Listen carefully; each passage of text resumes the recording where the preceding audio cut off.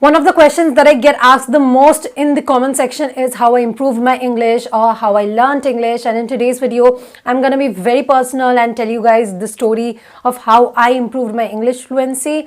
I'm also going to share every step that I did step by step for you, so that if you want to follow these steps like I did, you can do that. But even otherwise, there are other videos that I've made on learning spoken English, and I hope that that will help you. So yeah, I'll leave the links to them in the description below, so maybe you can check them out, or you can do everything that I did step by step and let me know if that helps you too. But before I get started, I need to reveal that I have had the privilege of going to an English medium school. Now, although that is not the only thing, and definitely I had a lot of friends who were not fluent in English despite studying in an English medium school. Studying there does have some impacts as well. If you are from any other medium, don't get discouraged. I have met people from all mediums, and I have seen that there are people who are more fluent than English medium students in some cases. Like, there are so many friends that I have in class, they are so good at English that initially people who used to judge them, they are very fond of them now. Make sure that you don't take anyone else's, but more than that, your own judgment on yourself because of your medium, because that really matters very less. So from a very young age, I had been extremely fond of reading books. My father got me a library subscription at Sri Aurobindo Library, which is in Kolkata, and they had some really nice children's books. I will highly suggest it to you guys if you can access it. But otherwise, you can access any other library, or if you want to read a lot of books, because I really think that reading books in English is going to help you so much. Like, it's going to expand your vocabulary. It's going to teach you how to write sentences, because in school, we just learn a set of sentences mostly in English one, and one or two stories or novels in English too. That doesn't help in the long run because it's very concise, whatever we are learning there. So when you're reading books, you're expanding the knowledge that you are feeding into yourself, and that is important. So you can either get a library subscription or keep buying books, renting books, or you can get Storytel. Storytel is an audiobook streaming platform where you can listen to as many audiobooks as you want in as many categories as you want. There's fiction, non-fiction, there are books about learning English, there are books about poetry, there are books about novels. Anything that you want to read, you'll find a huge collection on Storytel, and you can access it for free for 30 days using my code storytel.com/Heli. This is the website where you can go and you'll get access to a 30-day free trial, after which it is like $2.99 per month, so like 10 rupee per day. You make sure that you read books just so that you can know what are the types of sentences that you can make and use in daily conversations. Reading books is going to help you so much in understanding how to talk to people majorly in English, but also how to write in English. And if you use audiobooks, there is this one plus point that you'll know how words are pronounced. There are so many words that I used to and still do mispronounce because I learned them by reading. So yeah, that has stayed with me. For example, mythology. I say mythology, but it's actually mythology. And you guys keep correcting me in the comment section. Thank you so much. But you guys probably understand. The mistake comes because I read that word for years in books, and then suddenly I heard how it's actually pronounced. So if you're using audiobooks, I guess that's one plus point. It will not be there for you. So yeah, the first thing, that you should read a lot of books, okay? And my channel itself is about books, so you can follow me, you can watch my videos to know what type of books, what books I recommend. So yeah, the next thing that I'll say that helped me a lot in improving my English was learning how to do public speaking. Now, it didn't happen naturally, okay? I remember in class 6, we had this co-curricular activity where we had to speak on a topic for 1 minute. And in class 6, I got my spectacles. So I think I was asked to speak about my spectacles, and I was extremely depressed about it. But I used my sense of humor in my speech, and my teacher was kind of impressed with it, and he encouraged me a lot. The thing is, when my teacher encouraged me and said that I was a good public speaker, I started thinking that maybe I should do this more, because why not? Until then, I had been very conscious of speaking mostly in English, but also in any language because of my voice. From a young age, my voice was very hoarse. It was towards the manly side, which a lot of people judged me for, and they still do, but it's okay. And it was even more manly because I hadn't hit puberty yet, so it was worse. And it was just embarrassing for me to speak because I knew that people are judging my voice because it's not very feminine.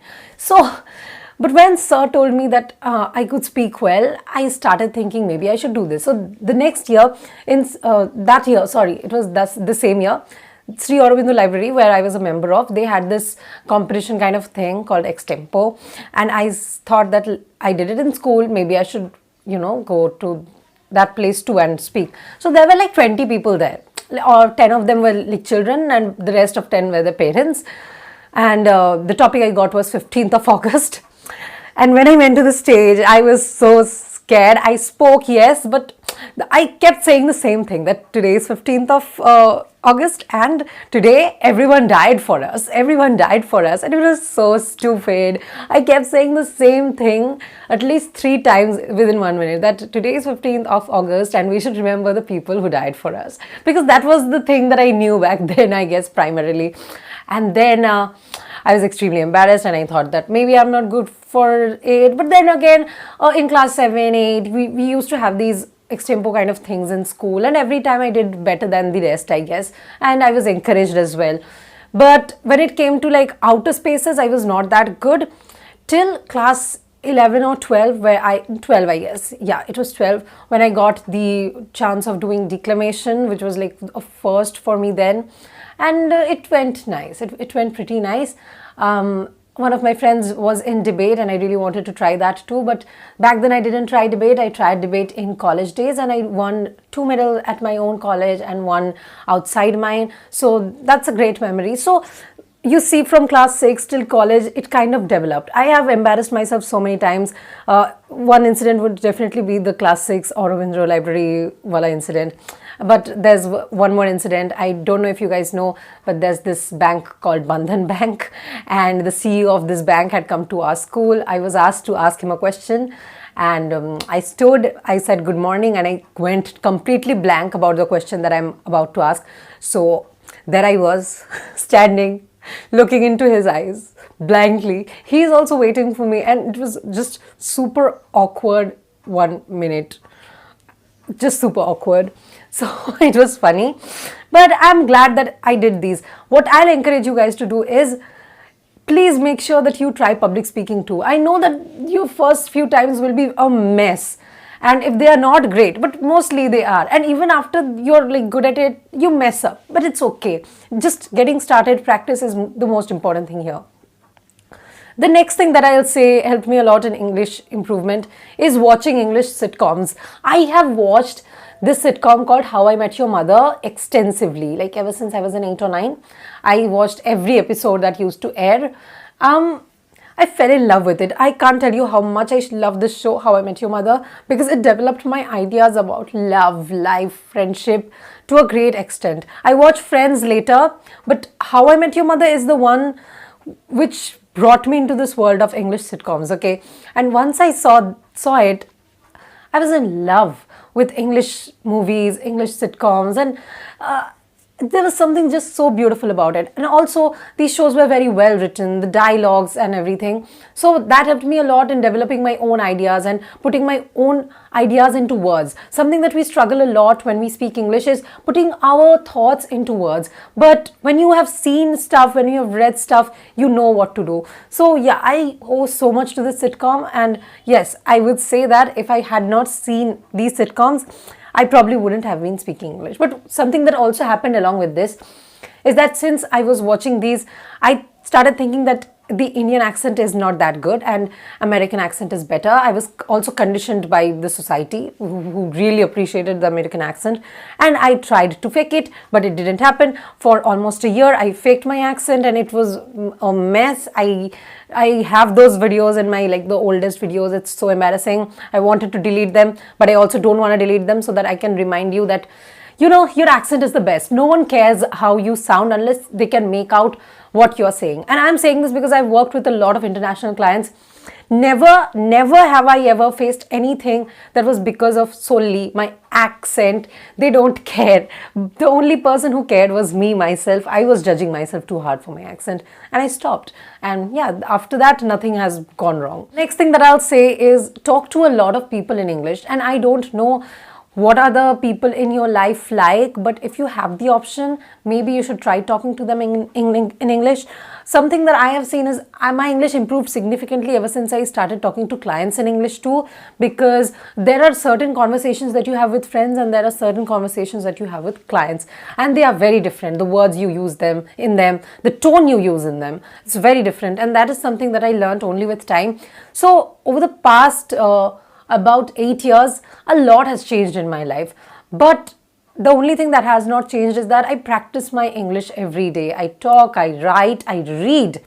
And I would say that anyone can lose their fluency in any language only if they don't practice. I used to speak, write, and read Odia when I was in class 1 very fluently, but after I left Orissa, I kind of stopped, and now I can read the words and all, and I can make out what's written, but I am not fluent in it anymore. So that's the deal. When you lose touch with the language, that's exactly when you start losing fluency. If you practice something every day, there's no way you're going to get worse at it. You're only going to get better. And these are the things that I did, and I noticed that my English was improving. Regular videos are also something that helped me improve my English. There's so much that I've learned from you guys in the comment section. And yeah, I would say that if you want to improve your English, if you want to get fluent in English, the only thing that you should focus on now is practice.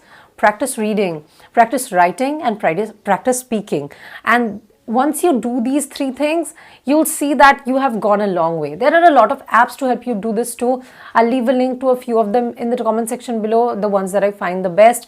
There are a lot of free apps as well. So make sure that you try free apps first, and only if you like them, you can go for the paid versions. I'll say this, that a great deal of what you learn in English is going to be on your own.